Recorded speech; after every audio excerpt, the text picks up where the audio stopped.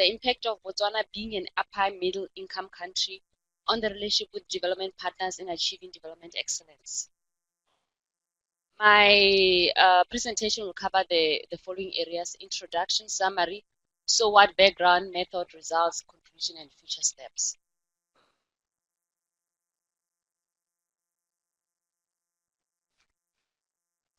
Okay, the summary, basically, this project is based on my area of expertise as its important subject from a Botswana national perspective, because it brings better understanding of the implication of being an upper middle country and help us understand appreciate any shift in the relationship between the government of Botswana and its development partners, in this case, the United Nations.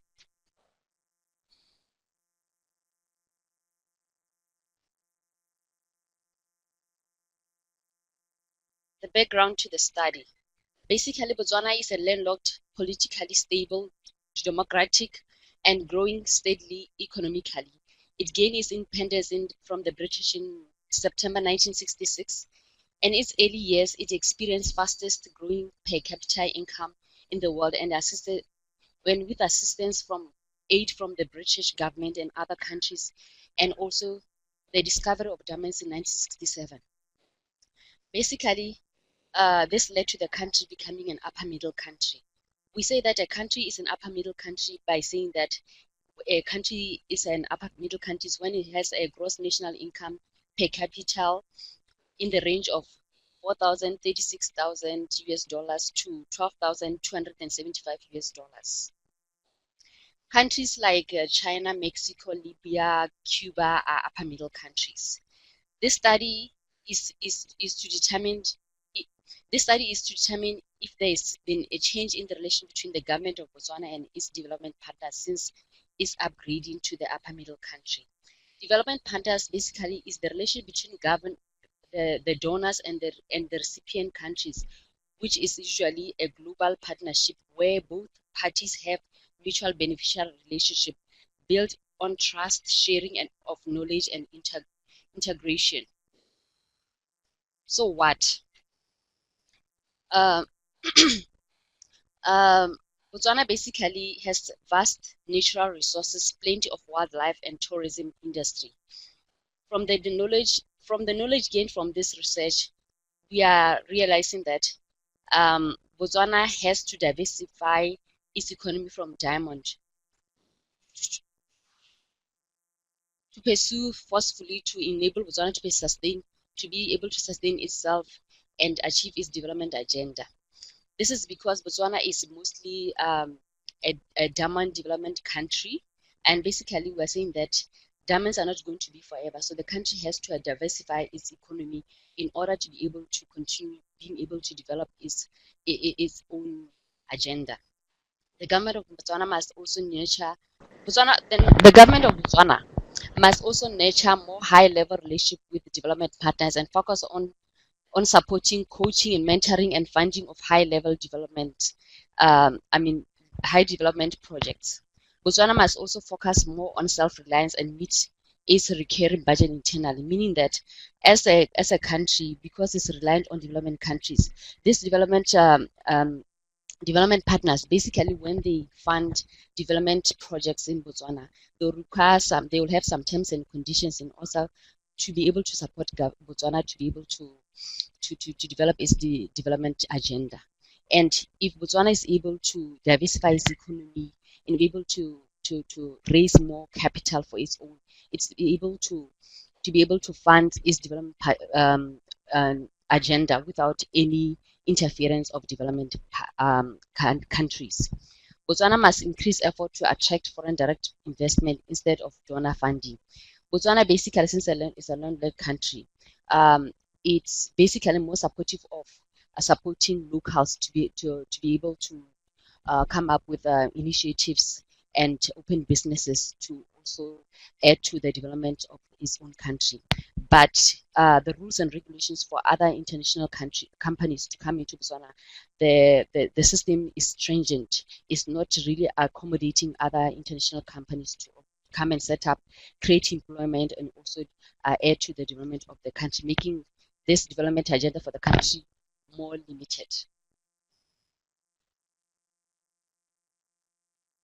methods. A validating test questionnaire was developed, which was used for conducting the interviews for personnel in the sample. Basically, in Botswana, we have about 12 United Nations development organizations, and this study basically used a sample of 5 UN agencies, which is UNDP, UNFPA, UNICEF, and UNAIDS, WHO, to carry out this study. The questionnaire were mailed and hand delivered to the personnel, and they were allowed sufficient time to respond during their own space. The information collected was collected and trended established in order to interpret the findings of the study. A group the basically the respondents there were about 40 questionnaires were distributed, and only 24 responded to the questionnaire. These were further grouped into various categories to determine the profile of the respondents, which was also assisted in validating the authenticity of the conclusion from the findings.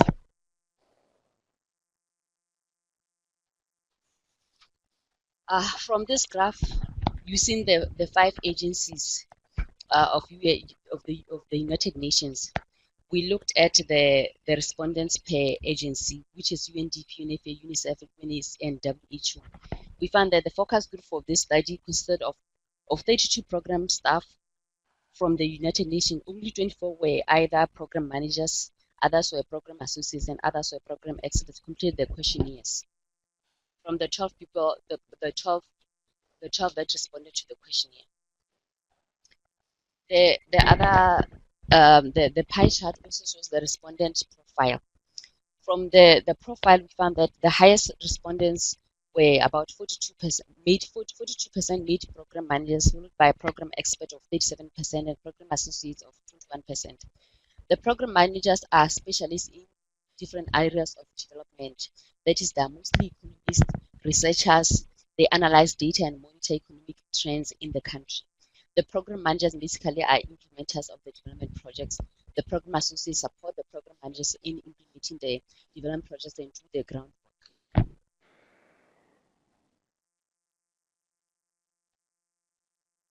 The results. The respondents involved in formulating and implementing the development projects. I found out that from the 24 respondents, 70% were directly involved in the formulation and implementation of government projects.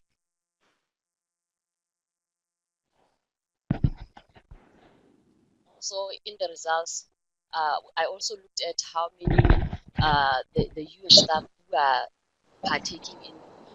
From these results, I found that less than 10 staff members in the UN have 10 years experience in the UN, meaning that they don't have institutional memories, and mean that this will affect the relationship with the government counterparts, because they wouldn't be comfortable with working with people who have not in institutional memory, and this may affect the partnership between the development partners and the government. I also used the rating of 1 to 6 to look at Botswana ability to meet its development goals. Looking at 1 representing least respondents, and 6 meaning that is excellent. And from this trend, I found that the response indicates that there's confidence in the country ability to sustain its development obligation, meaning that about over 18 over 24 respondents agree that Botswana can achieve its development goals. The other, at the relationship between government and the UN, we found that there's little confidence. Only 16 over 24 respondents had less confident that there's a good relation between government and the United Nations. The next one is the government priorities.